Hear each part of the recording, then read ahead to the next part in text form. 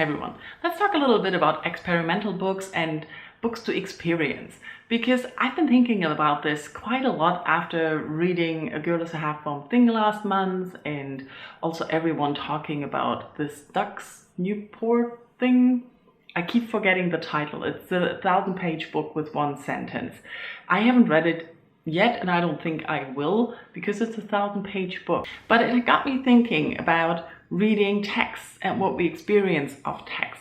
Because when I talked about A Girl is a Half-Formed Thing, I kept saying it works, but I hesitate to say it's a good book.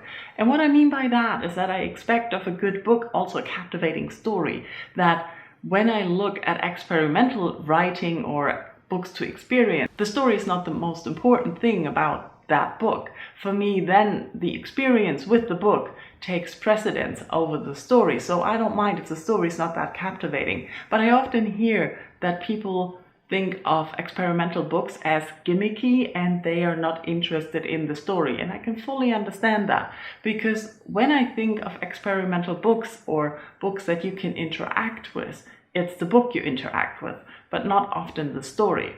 So I was thinking and looking a little bit at my bookshelves of books I read and books I really enjoyed for the experience and how I enjoyed the story. And I discovered mainly that I have two different ways of experiencing stories differently. So for example, we have stories that are captivating and told in an interesting way that can suck you in, but you can also influence how you read the text. The most obvious would be, of course, a choose your own adventure, which is this one.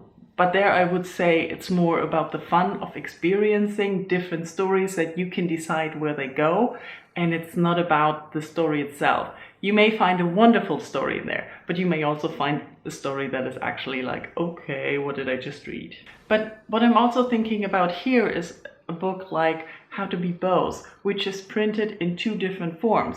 There are two stories in there that are one in the present, one in the past, and depending on which print you have the story of the past or the story of the present first. So reading it in a different order influences how you think about the stories and how you interpret the second story you read, because the first story you always go in blind. But since both stories are connected, you have an idea of what is going on when you read the second story, and you will automatically think about it in a different way, which gives you a different experience of the book by the way it is written. And this is, I think, an accessible way of experimenting or experiencing books in a different way, which also gives you an interesting and captivating story. But when I think of books like S, for example, I wouldn't say it is a super interesting story that keeps you reading, but it's how the story is told and what the book is, and the way you interact with the book really draws you in and keeps you reading and enjoying the experience, even though you might not say it's a captivating story.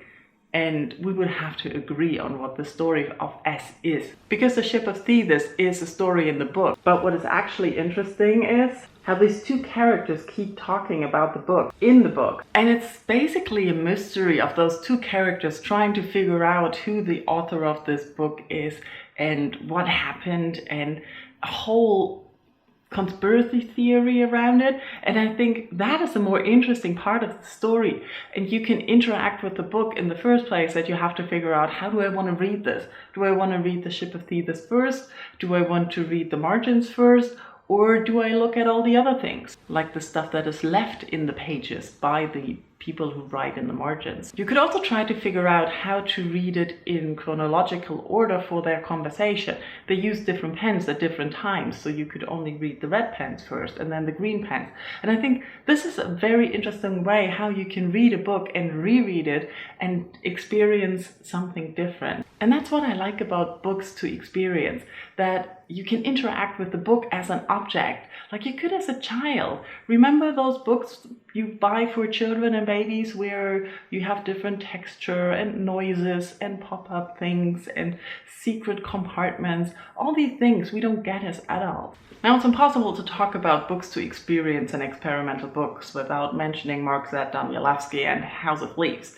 because this is a book that definitely is not read for the captivating story it provides.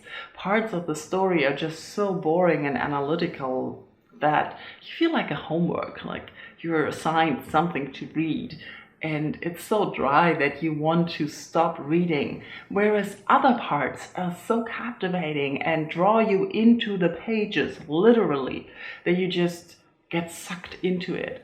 And this is also a book where you have to find out how to read it, because some pages just have too many sections, whereas others leave form completely. Reading this book, you have to figure out what to read first on a page, and sometimes you have to follow pages through pages and then skip back because you only read part of a page.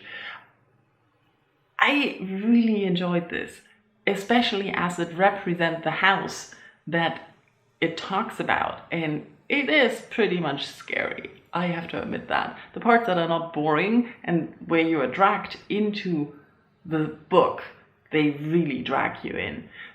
It is a difficult read, but the experience to have read it and to go out and play with the book, it is one that is amazing and worthwhile. So I guess what I'm aiming at here is that when it comes to experimental books and gimmicky books, as people like to call them, it's not always about the story. It's not the main part that you get a captivating and gripping story. You get a combination of story and experience, and that part can work really well, and if it does, it makes for a great book. It doesn't make for a good read that you enjoy reading per se. You can, but you don't have to always.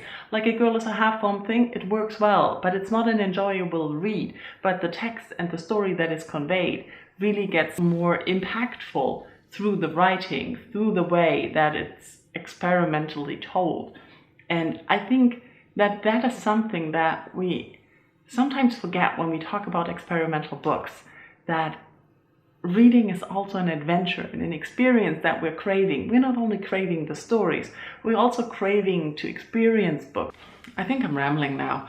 Let me know in comments what you think about experimental books and books to experience that heighten the text and give you a deeper connection with the object book than just the text as a form. Does any of this even make any sense? Let me know in comments, let's talk strange books. And if you have any great experiences with books, let me know in comments. Thank you all for watching. Bye bye.